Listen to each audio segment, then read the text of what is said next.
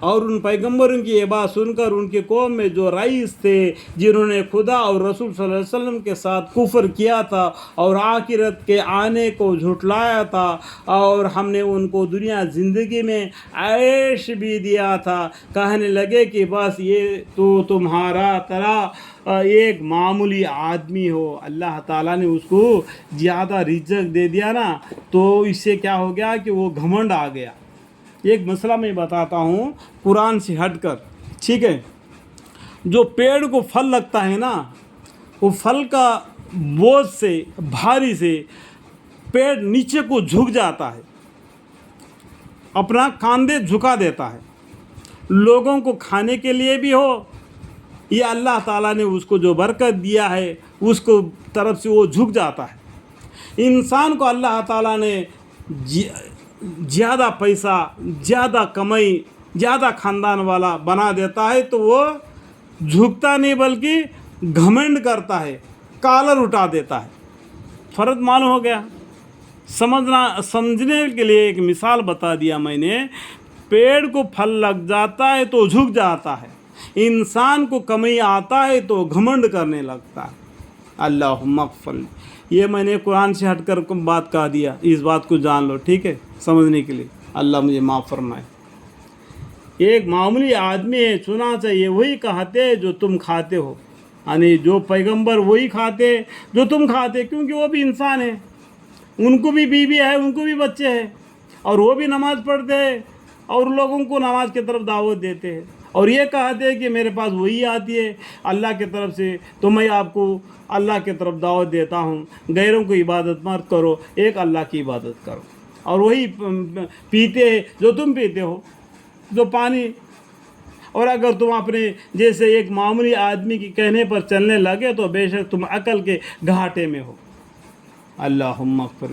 اس طریقے سے اپنے قوم کو وہ لوگ نے گمراہ کر دیا، وہ گمراہ کر دیا، یہ گمراہ ہو گئے، یہ شیطان گمراہ کر لیا، اور گمراہ کرنے کی وجہ سے دونوں جہنم میں ہو جائیں گے۔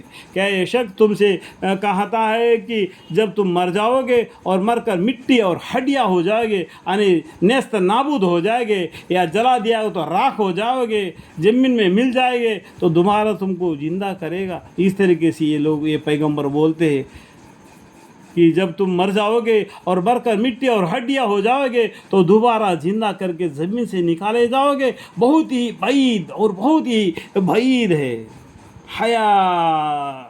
ہیہات ہیہات لما توعدون، اس طریقے سے وہ بات کہتے تو اللہ تعالیٰ بولتے بلا وهو الخلاق العلیم انما امرہ اذا اراد شیئا ان یقول له کن فیکن فسبحان الذی بیدہ ملکوت کل شیء والیہ ترجعون۔